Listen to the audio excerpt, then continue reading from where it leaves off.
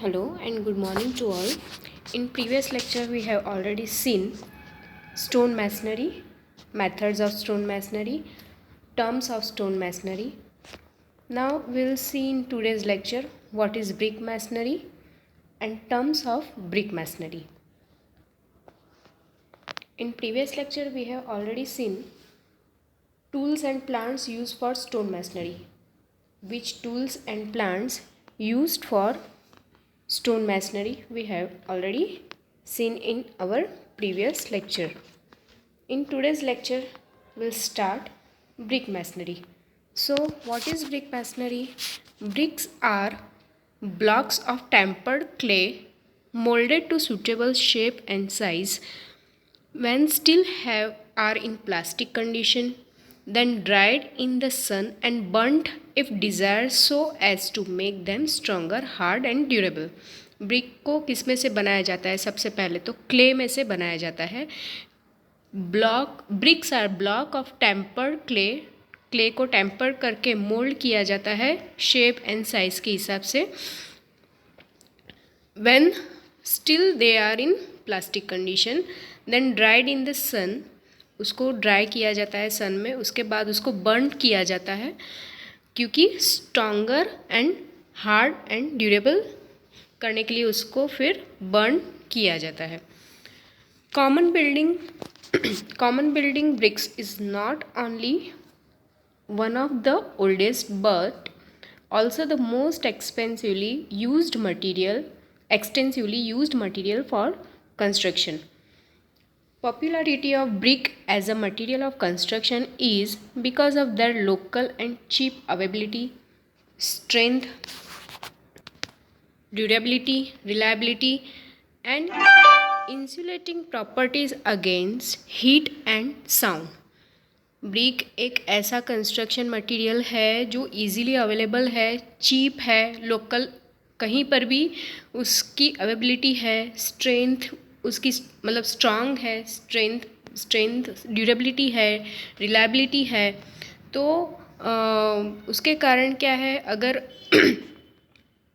Building को construct करना है तो उसमें आप ब्रिक को easily as a construction material use कर सकते हैं. As bricks are of uniform size, they can be properly arranged and further they are light in weight. No lifting applicants is required for them. Thus, at places where stones are not easily available, bricks replace stones. जो stones है वो easily available नहीं है और BRICS जो है वो easily available है, इसीलिए पहले के ज़माने में स्टोन से पूरी मैसनरी की जाती थी. अभी जो है मैसनरी में क्या यूज़ करते हैं, जनरली ब्रिक का यूज़ किया जाता है. So let's start common terms used in brick masonry. Definition of common terms in stonework and brickwork are already given in the previous chapter. The definition of brick masonry, common terms in brick masonry. First is stretcher. मतलब stone masonry में भी हमने कुछ terms ऐसे देखे थे जो हमने ऑलरेडी उसमें पढ़े हैं. What is stretcher, what is header, what is stretcher course, what is header course, what is course, only course, what is face and facing, what is back and backing, what is hearting, what is joints, right, what is bed. So ये सब जो terms हैं हमने stone masonry में भी already पढ़ चुके हैं. सो इधर मैं सिर्फ अभी एक्सप्लेन करूँगी. What is stretcher? This is the brick laid with its length parallel to the face or front or direction of the wall. As you can see in diagram, this is the typical brick diagram. What is stretcher? This is the brick laid with its length. मतलब सामने के side से जो आपको length दिख रहा है, face side से जो आपको लेंथ दिख रहा है, लेंथ के साइड वाला लेंथ वाला पोर्शन, फेस के साइड जो लेंथ आपको दिख रही है इजीली, तो उसको हम क्या बोलेंगे, ब्रिक का stretcher. What is header? Header is a brick laid with its breadth and width parallel to the face or front or direction of the wall. Diagram में ऑलरेडी दिखाया है, वो रेडर लिखा है, रेडर नहीं है, वो हेडर है. इन डायग्राम स्पेलिंग मिस्टेक है. जनरली ब्रिक का डायमेंशन, स्टैंडर्ड डायमेंशन क्या रहता है, 19 by 9 by 9 centimetre. It is a standard dimension of one brick. Brick का dimension 19 centimetre by 9 centimetre by 9 centimetre. 19 centimetre is length, 9 centimetre is width and 9 centimetre is height of a brick. Stretcher भी आपको दिखाया है diagram में 19 by 9 centimetre. Header भी आपको दिखाया है, it's only 9 centimetre by 9 centimetre. Spellings mistakes है जो मैंने पेंसिल से किया है, वहाँ पे आर के बदले एच है एंड 19 नहीं है, वो 9 है. 9 centimetre by 9 centimetre. Because width के साइड से फेस में आपको क्या दिख रहा है, फेस के साइड से आपको क्या देखना है, विड्थ. तो विड्थ कितनी है, 9 centimetre and height is already 9 centimetre. So it is called as a header. Now what is stretcher course? It is a course. Stretcher course, it is a course of brickwork in which all the bricks are laid as stretchers. Stretcher course में सारे bricks laid as a stretchers है. Header course में it is a course of brickwork in which all the bricks are laid as headers. Now what is course? Course, the horizontal layer of bricks or stone. The horizontal layer of bricks or stones is called as course. In this diagram you can see what is header course and what is stretcher course. Already दिखाया है arrow में, देखो. Stretcher course का मतलब क्या है, it is a course of brick work in which all the bricks are laid as stretchers. एक ऐसा कोर्स जिसमें जो भी ब्रिक्स है वो एज अ स्ट्रेचर, मतलब लेंथ के हिसाब से ही उसको ब्रिक मैसनरी किया गया है. एंड हेडर कोर्स का मतलब क्या है कि पूरा एक जो कोर्स रहता है उसमें ब्रिक जो है, तो वो ब्रिक को कौन से फेस के साइड सिर्फ क्या पुट किया जाता है, हेडर साइड, मतलब हेडर पुट किया जाता है. हेडर मीन्स उसका विड्थ, ब्रिक का सिर्फ विड्थ फेस के साइड दिखना चाहिए. तो विड्थ इस ब्रिक का विड्थ ही दिखना चाहिए, वैसा पूरा कोर्स जो है उसको क्या बोलेंगे, हेडर कोर्स. और कोर्स क्या है, what is course? The horizontal layer of BRICS, मतलब एक पूरा जो मैसनरी किया एक वॉल का बराबर है, उसका horizontal layer of bricks or stone is called as a course. मतलब आप ये जो देख रहे हैं डायग्राम में, वो पूरा एक हॉरिजॉन्टल कोर्स है. एक पूरा ब्रिक या स्टोन की जो मैसनरी वॉल हम बनाते हैं उसको ही पूरा एक कोर्स बोला जाता है. तो the horizontal layer of bricks और stones is called as a course. Okay, now next definition is face. Now face भी हमने पढ़ा है, facing भी हमने पढ़ा है. Face, what is face? The surface of wall exposed to weather is termed as face. मतलब जो वॉल के साइड एक्सपोज हो रहा है, जो सरफेस ब्रिक का जो सरफेस वॉल के साइड एक्सपोज हो रहा है उसको हम फेस बोलेंगे. उसमें जो मटेरियल हमने यूज़ किया है उसको हम क्या बोलेंगे, facing. The material used in the face of the wall is known as facing. Next one is back. The inner surface of the wall which is not exposed to weather is termed as back. Inner surface of the walls which is not exposed, but obviously वो back side में है तो वो expose नहीं होगा. Inner surface of the wall which is not expose to weather is term as a back. And what is backing? जो मटेरियल हमने इनर साइड पे मतलब बैक साइड में जो हमने मटेरियल यूज किया है वॉल मतलब पूरी मैसनरी बनाने के लिए, उसको बैकिंग बोलेंगे. The material used in forming the back of the wall is known as backing. Now next definition, the hearting. What is hearting? The portion of a wall between facing and backing. मतलब जैसे आपने एक पूरा wall तो बना दिया, उसके face के साइड जो भी पूरा सरफेस जो वॉल का जो पूरा एक्सपोज हो रहा है जो भी सरफेस, तो उसको हम क्या बोल रहे हैं? फेस. बैक मतलब इनर सरफेस, बराबर है, which is already not expose to weather, तो उसको हम क्या बोल रहे हैं? Back.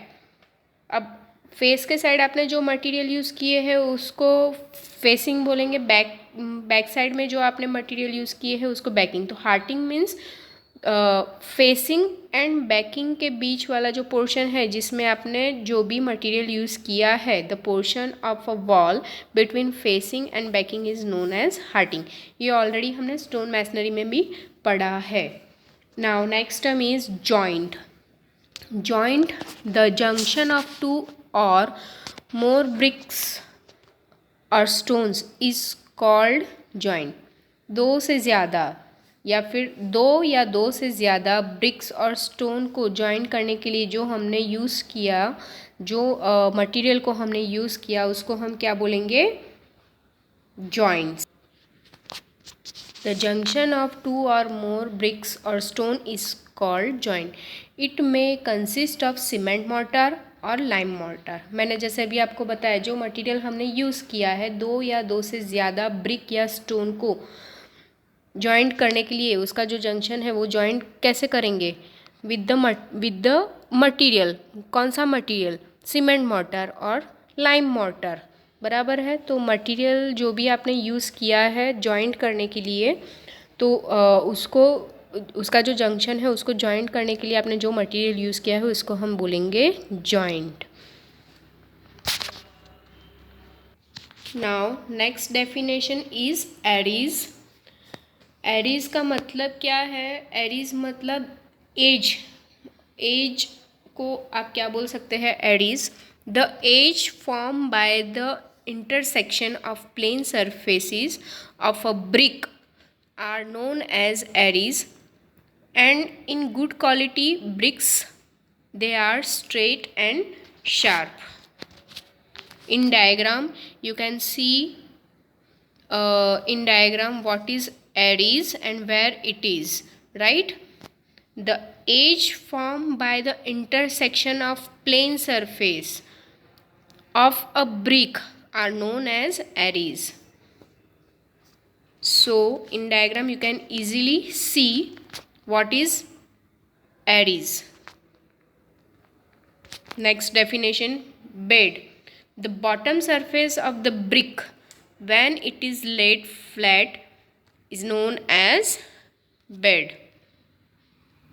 In diagram, typical brick diagram, you can see where is bed. The bottom surface दिख रहा है. Bottom surface of the brick when it is laid flat is known as bed. मतलब ब्रिक का जो बॉटम सरफेस है उसको क्या बोलेंगे? बेड. उसका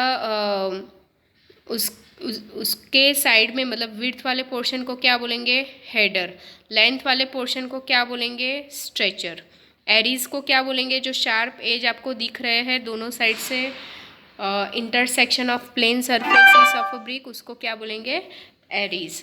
और ऊपर एक निराली करके एक पूरा दिया है फ्रॉग, वो क्या दिखा रहा है? निराली करके वो ब्रांड मतलब जो ब्रिक का जो ब्रांड है उसका नाम लिखा है, और वहाँ पे एक साचा फ्रॉक बनाया है और उसमें वो जो भी ब्रांड की ब्रिक्स है तो उसका नाम दिया है, right? Standard dimension of one brick is 19 centimetre by 9 centimetre by 9 centimetre. 19 centimetre is length, 9 centimetre is width and 9 centimeter is height. Next term is bed joint. The horizontal layer of mortar upon which bricks are laid is known as bed joint. In diagram you can see what is bed joint. The horizontal layer, you can see where is the horizontal layer of mortar upon which bricks are laid. मतलब जो भी हम masonry बनाएंगे, एक layer बनाने के बाद but obvious है उसके ऊपर हम क्या पुट करेंगे, cement mortar, then again second layer of bricks, then उसके ऊपर क्या आएगा, फिर से cement mortar, then third layer.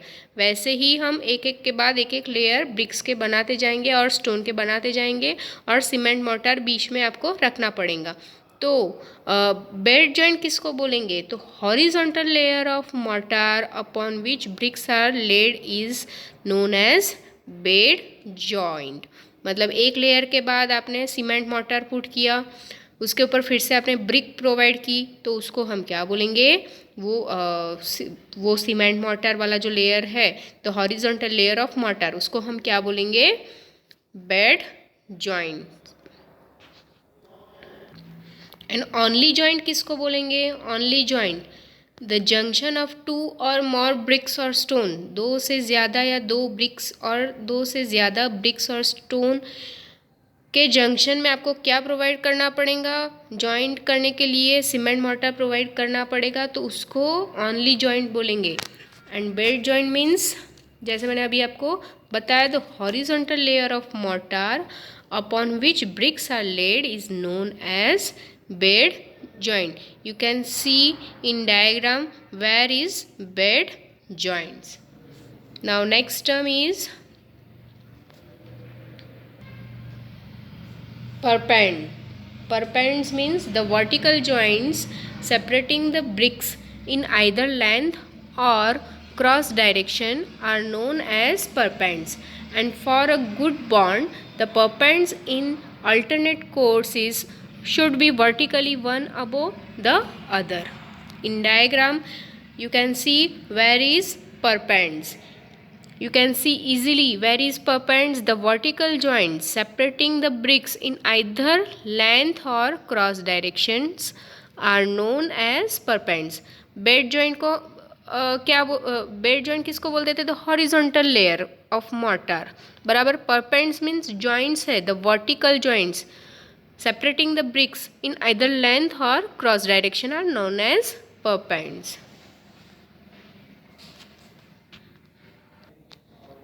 The perpends in alternate course should be vertically one above the other for the good bond. Now next term is lap. What is lap? The horizontal distance between the vertical joints in successive courses is termed as a lap, and for a good bond it should be 1/4 of the length of the brick. You can see in diagram what is lap. The horizontal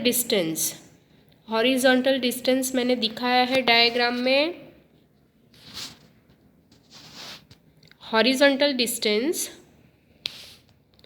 the horizontal distance between the vertical joints already you can आपको diagram में दिख रहा है where is lap and what is the horizontal distance between the vertical joints in successive courses is termed as a lap, and for a good bond it should be 1/4 of the length of the brick. Now next term is closure. A piece of brick which is used to close up the bond at the end of brick courses is known as a closure, and it helps in preventing the joints of successive courses to come in a vertical line. Where is closure? You can see in diagram where is closure. A piece of brick which is used to close up the bond at the end of brick course is known as a closure.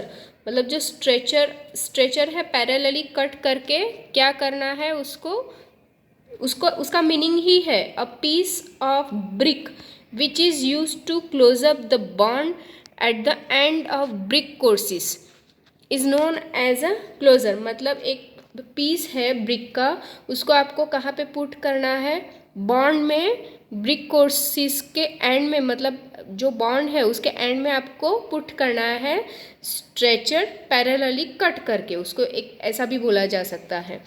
It helps in preventing the joint of successive courses to come in vertical line. Following are the types of closers. उसमें चार type के अलग अलग closer है। तो with diagram मैं explain करूँगी। First is queen closer. Now you can see in diagram queen closer. Second one is king closer, king, K-I-N-G, king closer. Third one is beveled closer, and fourth one is mitre closer, mitre closer. In first diagram you can see in diagram queen closer, second one is king closer. In next diagram you can see beveled closer, and fourth one is mitre closer. Now I am explaining what is queen closer. This is obtained by cutting a brick longitudinally। कहाँ से cut करना है queen closure को, आप दिखाई दे रहा है diagram में, डायरेक्टली कट करना है लॉन्जिट्यूनल से डायरेक्टली कट करना है ब्रिक को, मतलब जो ब्रिक है उसका half cutting. It can also be made from 2-quarter bricks known as quarter closers to minimize the wastage of bricks। ध्यान से देखना, बहुत ही इम्पॉर्टेंट टर्म है। क्वीन क्लोजर क्या है? Queen closer means just brick का आधा पोर्शन। कहाँ से कट करना है? तो लेंथ के थ्रू से कट करना है। देखो डायग्राम में दिखाया ही है, हाफ पोर्शन ऑफ ब्रिक, उसको क्या बोलेंगे? Queen closer. This is obtained by cutting a brick longitudinally. It can also be made from 2-quarter bricks known as quarter closer to minimize the wastage of bricks। Next is second term क्या है? King closer. King closer, K-I-N-G, king closer. This is obtained by cutting a brick in triangular portion of the brick such that half a header and half a stretcher are obtained on these adjoining cut faces। मतलब एक brick है, बराबर, brick को कहाँ से cut करना है? Half side header से कट करना है एंड हाफ साइड स्ट्रेचर से कट करना है ना। आपको ये कन्फ्यूजन नहीं होना चाहिए what is stretcher and what is header, बराबर है। मैंने बहुत बार टर्म लिए हैं। What is stretcher, long side, length के साइड वाला जो फेस है तो उसको हम क्या बोलेंगे? स्ट्रेचर। एंड विड्थ के साइड जो फेस दिख रहा है उसको हम क्या बोलेंगे? हेडर। तो हेडर का आधा पोर्शन एंड स्ट्रेचर का आधा पोर्शन, उसको ट्रायंगुलर पोर्शन में कट करना है, उसको हम क्या बोलेंगे? King closer. This is obtained by cutting a brick in triangular portion of the brick such that half a header and half a stretcher are obtained on these adjoining cut faces। Okay, third one is beveled closer। देखो diagram में दिखाया है बेवल्ड closure को कैसे कैसा दिख रहा है। जो ब्रिक है, ब्रिक का एक साइड से जो हेडर है उसका हाफ कटिंग लिया है और दूसरी तरफ का जो हेडर है वो फुल ही है, बराबर है। तो वैसे उसमें आपको कट करना है। अब मैं डेफिनेशन रीड कर रही हूँ। This is bevelled closer obtained by cutting a triangular portion of half the width but to a full length। A beveled closer appears a appears as closer at one face and as a header at the other face। मैंने अभी जैसे बताया, diagram देखो बेवर्ड closure का। cutting a triangular portion of half the width but to a full length। Full length, पूरा length cut करना है। कहाँ से? हाफ विड्थ से half the width but to the full length, full length तक half width cut करना है। दूसरे साइड दूसरे साइड से फुल लेना है विड्थ एंड एक साइड से हाफ लेना है पूरे लेंथ तक। तो उसको हम क्या बोलेंगे? Bevelled closer. Okay. And last one is miter closure। Definition is miter closure is obtained by cutting a triangular portion of the brick through its width and making an angle of 45 degree to 60 degree with the length of the brick। You can see in diagram, cutting a triangular portion of the brick through its width, width के through triangular portion cut करना है, लेकिन एक angle लेके। कितना angle लेना है? Angle of 45 to 60 degree with the length of the brick. It is called as a mitre closer. Okay. Queen closer के 4 टाइप है, queen closer, king closer, bevelled closer and mitre closer. ये 4 type है, बहुत important है। मैंने diagram भी दिखाया है उसमें। कल बाकी के 4 टर्म रह गए हैं, तो कल के सेशन में वो कवर करेंगे। 4 टर्म कवर करने के बाद requirements of good bricks and then bond in brick masonry, which is very very important, how to bond in brick masonry। तो वो पूरा मेथड हम कल ले लेंगे। Thank you.